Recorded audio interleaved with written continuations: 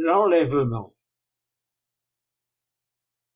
Depuis quelques semaines, circulent sur les réseaux sociaux des vidéos parlant des prophéties qui seraient en train de s'accomplir au travers des bruits de guerre, etc.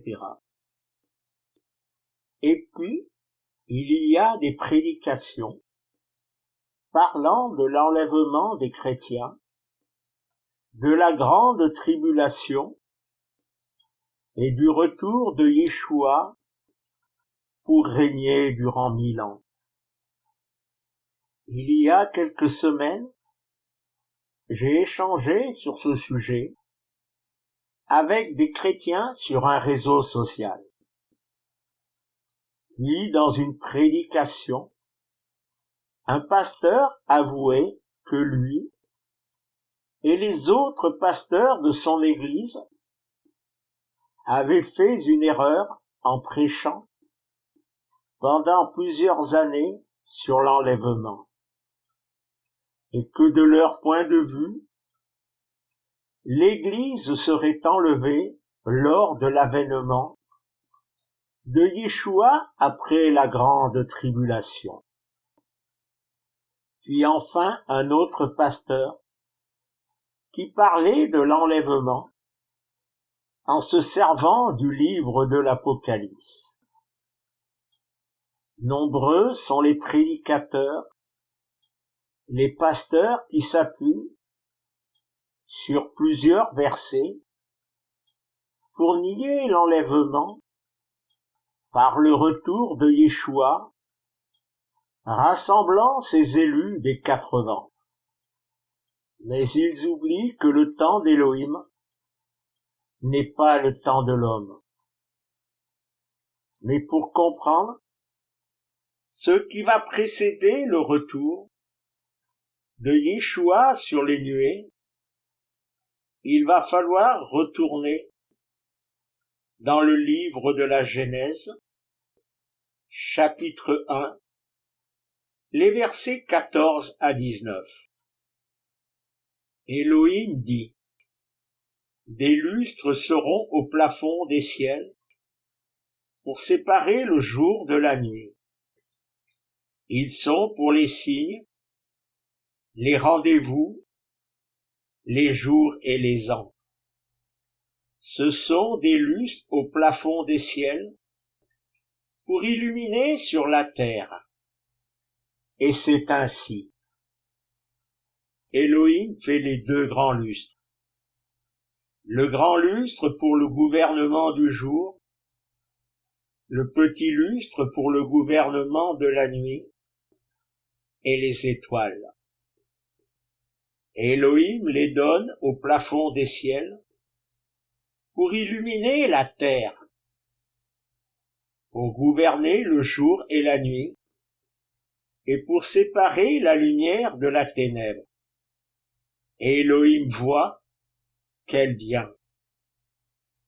Et c'est un soir et c'est un matin, jour 4e.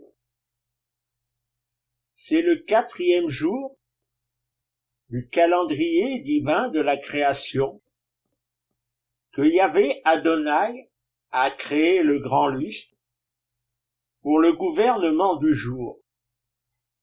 Mais c'est également dans la nuit du 4e jour de ce même calendrier divin de l'homme dans ce monde que Yeshua est né de chair pour être la lumière dans la vie de l'homme. Lisons également dans le livre de la Genèse, chapitre 2, les versets 1 à 3. Ils sont achevés, les ciels, la terre, et toute leur milice. Elohim achève au jour 7e son ouvrage qu'il avait fait. Il chôme le jour 7e de tout son ouvrage qu'il avait fait. Elohim bénit le jour 7e, il le consacre Oui. En lui, il chôme de tout son ouvrage qu'Élohim crée pour faire. Puis, dans le livre de l'Exode, chapitre 20, les versets 9 à 11. Tu travailleras 6 jours, fais tout ton ouvrage. Le 7e jour, Shabbat pour Yahvé Adonai, ton Élohim. Tu ne feras aucun ouvrage, toi, ton fils, ta fille, ton serviteur, ta servante, ta bête, ton métèque qui est en tes portes. Oui, 6 jours, Yahvé Adonai a fait les ciels et la terre, la mer et tout ce qui y est. Puis s'il t'est reposé le 7e jour, sur quoi Yahvé Adonai a béni le jour du sabbat, et il le consacre. Quel rapport avec l'enlèvement, la grande tribulation et l'avènement de Yeshua? Relisons dans l'évangile de Jean, chapitre 14, les versets 1 à 6. Que votre cœur ne se trouble pas. Vous adhérez à Elohim, adhérez aussi à moi. Il y a beaucoup de demeures dans la maison de mon Père. Autrement, je vous l'aurais dit, parce que je vais préparer une place pour vous. Quand je serai allé, vous préparez une place, je reviendrai encore pour vous prendre auprès de moi, pour que là où je suis, vous soyez vous aussi. Où je vais, vous en connaissez la route. Thomas lui dit, Adon, nous ne savons pas où tu vas. Comment connaîtrions-nous la route? Yeshua lui dit, je suis la route, la vérité et la vie.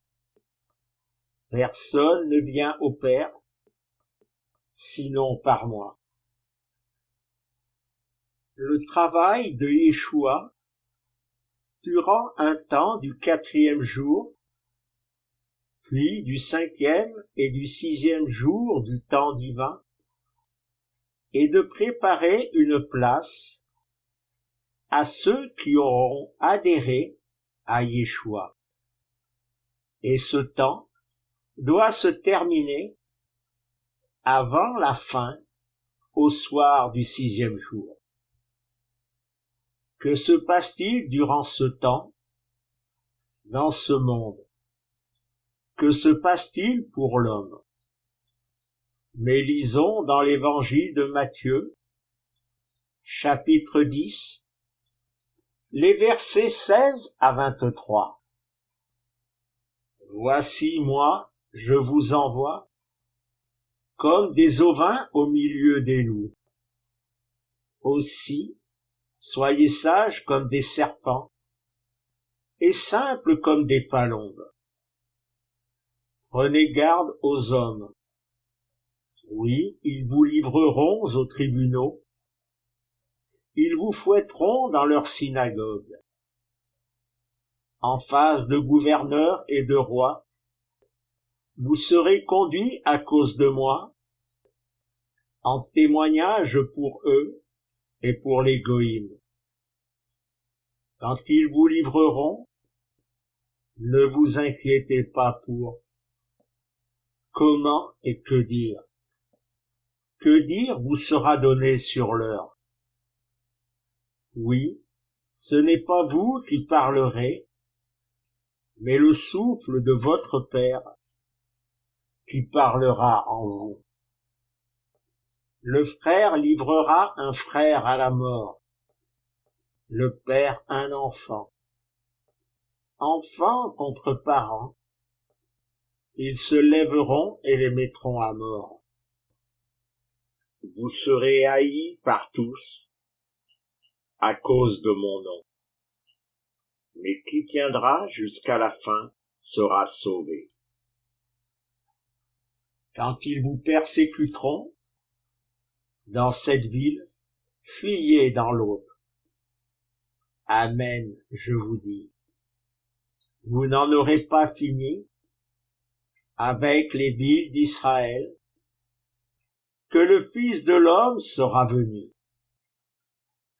Lisons également dans l'évangile de Jean, chapitre 15, les versets 18 à 21. Si l'univers vous hait, sachez qu'il m'a d'abord haï. Si vous étiez de l'univers aimerait ce qui est à lui. Mais parce que vous n'êtes pas de l'univers, et que je vous ai choisi hors de l'univers, alors il vous hait l'univers. Souvenez-vous de la parole que je vous ai dite. Le serviteur n'est pas plus grand que son adone. S'ils m'ont persécuté, ils vous persécuteront aussi. S'ils ont gardé ma parole, ils garderont aussi la vôtre. Mais tout cela, ils vous le feront à cause de mon nom, parce qu'ils ne savent pas qui m'a envoyé. Ce que Yeshua décrit dans ces passages, ce sont les épreuves d'une tribulation, mais pas d'une grande tribulation. Et toujours, dans l'évangile de Jean, chapitre 16, le verset 33. Je vous ai dit cela pour qu'en moi vous ayez la paix. Dans l'univers, vous avez le tourment. Mais courage, moi j'ai vaincu l'univers. Cela avec une promesse accomplie, le jour de la Pentecôte. Évangile de Jean, chapitre 16, les versets 13 à 15. Mais quand celui-ci viendra, lui le souffle de vérité, il vous fera cheminer dans la vérité tout entière. Il ne parlera pas de lui-même, mais tout ce qu'il aura entendu, il le dira. Et ce qui vient, il vous l'annoncera. Celui-là me glorifiera. Ce qui est à moi, il le recevra et vous l'annoncera. Tout ce qui est au Père est à moi. Aussi, je vous dis, ce qui est à moi, il le recevra et vous l'annoncera. À la fin du 6e jour du calendrier divin d'Élohim, commence le jour de repos. Yeshua a accompli la construction de sa communauté telle qu'il l'a annoncée dans l'évangile de Matthieu, chapitre 16, le verset 18. Mais moi-même, je te dis, tu es Pétros, Pierre, et sur cette pierre, Pétra, je bâtirai ma communauté. Les portes du Sheol ne seront pas plus fortes qu'elle. Et que va-t-il se passer? Relisons encore ces versets de l'évangile de Jean, chapitre 14, les versets 1 à 4. Que votre cœur ne se trouble pas. Vous adhérez à Elohim, adhérez aussi à moi. Il y a beaucoup de demeures. dans la maison de mon père. Autrement, je vous l'aurais dit, parce que je vais préparer une place pour vous. Et quand je serai allé vous préparer une place, je reviendrai encore pour vous prendre auprès de moi, pour que là où je suis, vous soyez vous aussi. Où je vais, vous en connaissez la route. Avant de prendre du repos, il est l'heure pour Yeshua, au tournant du soir, d'attendre à la porte ces hommes et ces femmes, ayant lavé leurs vêtements dans le sang de l'agneau, rejoindre l'époux après avoir pris le chemin ouvert à travers le voile déchiré du temple. Lisons quelques versets dans l'évangile de Matthieu, chapitre 25, les versets 6 à 10. Au milieu de la nuit, c'est un cri. Voici l'époux. Sortez à sa rencontre. Alors elle se réveille, toutes sénubiles. Elles préparent leurs lampes. Les folles disent aux sages, donnez-nous de votre huile. Nos lampes s'éteignent. Mais les sages répondent et disent, et s'il n'y en avait pas assez pour vous et pour nous? Allez plutôt chez les vendeurs, vous en acheter. Et tandis qu'elles s'en vont en acheter, l'époux vient. Celles qui sont prêtes entrent avec lui à la noce, et la porte se referme. Lisons attentivement les versets 6 et 10. Plusieurs choses vont se passer. Un cri. L'époux vient.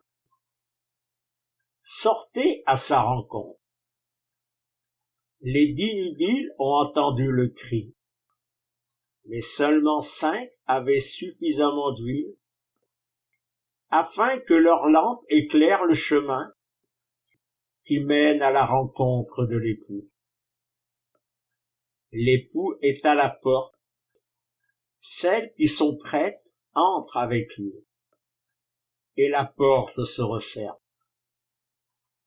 Mais lisons un passage du livre de la Genèse, chapitre 24, les versets 63 à 67.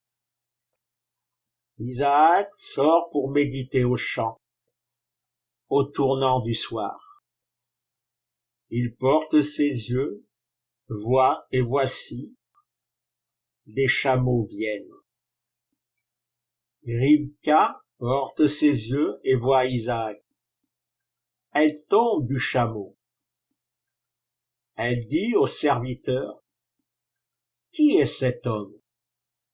Il va au champ à notre abord. » Le serviteur dit, « C'est mon Adon. » Elle prend le voile et se court.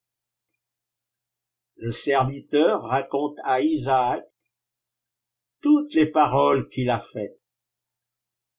Isaac l'a fait venir dans la tente de Sarah sa mère.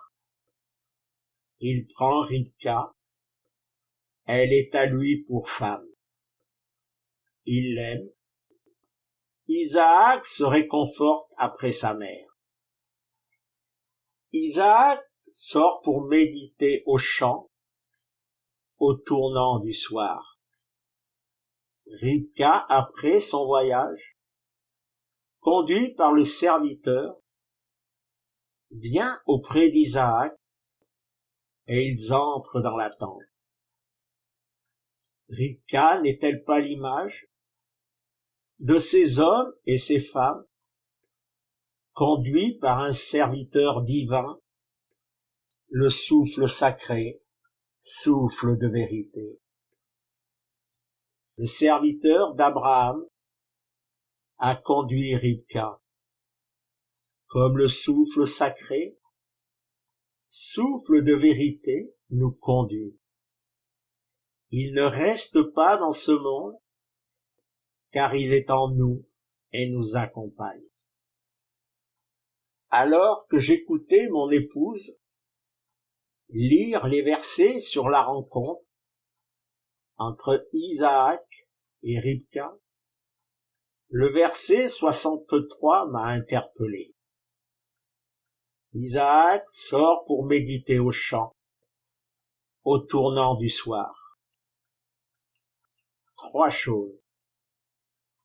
Isaac sort non pas pour aller chercher Ribka, mais Isaac va méditer au champ, comme s'il était dans la tente, regardant son ouvrage. Enfin, cette rencontre a eu lieu au tournant du soir, c'est-à-dire quand le jour se termine et que vient la nuit. Serait-ce au tournant du soir, du 6e jour du calendrier divin, que l'Église rencontrera son époux, devant la porte du royaume où une place nous a été préparée. Avant de terminer, rappelons quelques versets d'encouragement. Évangile de Jean, chapitre 14, les versets 1 à 4. Que votre cœur ne se trouble pas. Vous adhérez à Elohim, adhérez aussi à moi.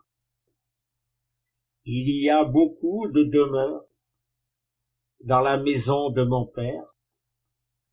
Autrement, je vous l'aurais dit, parce que je vais préparer une place pour vous. Et quand je serai allé, vous préparer une place, je reviendrai encore pour vous prendre auprès de moi, pour que là où je suis, vous soyez vous aussi. Où je vais, vous en connaissez la route. Premier livre aux Corinthiens, chapitre 15, les versets 51 et 52. Voici un mystère, je le dis. Nous ne nous endormirons pas tous, mais nous serons tous transformés.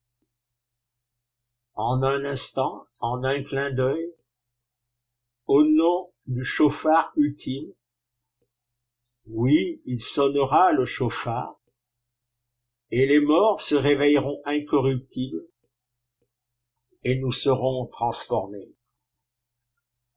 Alors, lorsque le souffle sacré, souffle de vérité, aura accompagné l'Église, quittant ce monde, les ténèbres remplaceront le jour.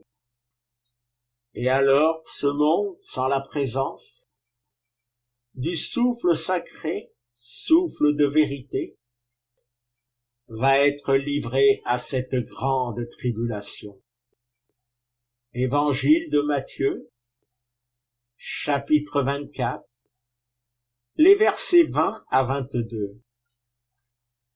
Priez pour que votre fuite ne survienne pas en hiver, ni un Shabbat.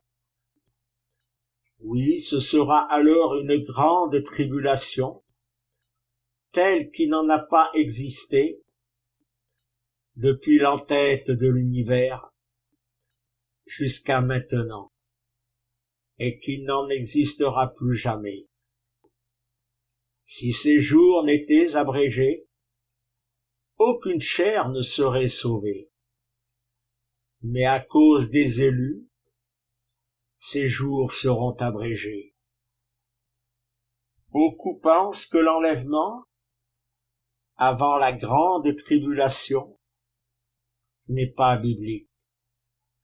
Mais comment la colère d'Élohim pourrait-elle s'abattre sur ceux qui sont justifiés par le sang de l'agneau, son fils Yeshua?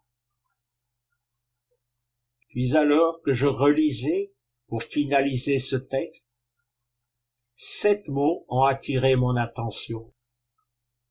Évangile de Jean, chapitre 16, verset 14.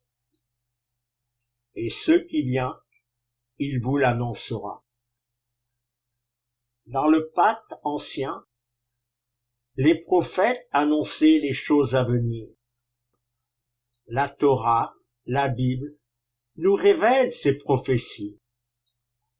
Mais dans le pacte neuf, ce qui vient est annoncé par le souffle sacré, souffle de vérité. Ces 7 mots sont les mots de Yeshua, sa parole.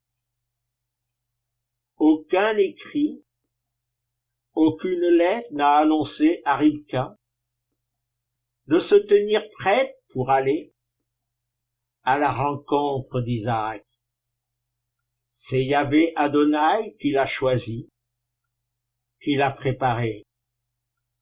Disposer son cœur à abandonner sa famille, la maison de son père, qui a envoyé et conduit le serviteur d'Abraham.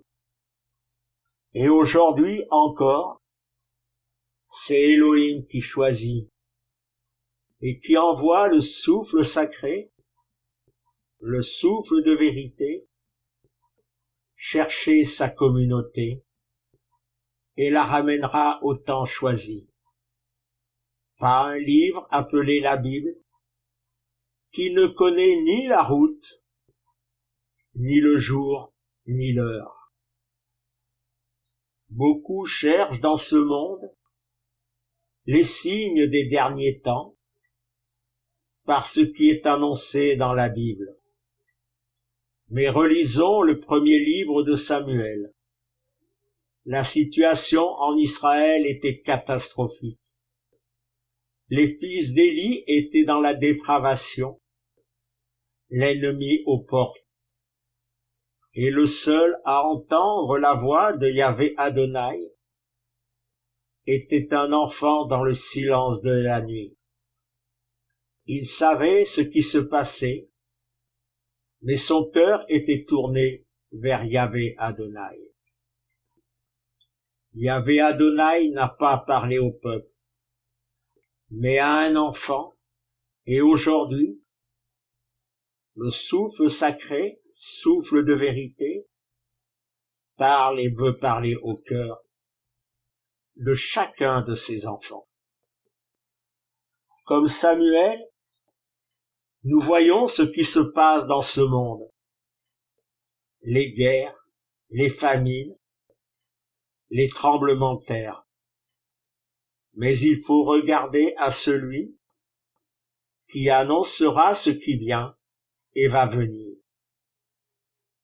Comme les Nubiles sages avaient de l'huile dans leurs lampes, veillons à ce que nos lampes soient remplies du souffle sacré, souffle de vérité, pour l'entendre nous annoncer que l'époux se tient à la porte.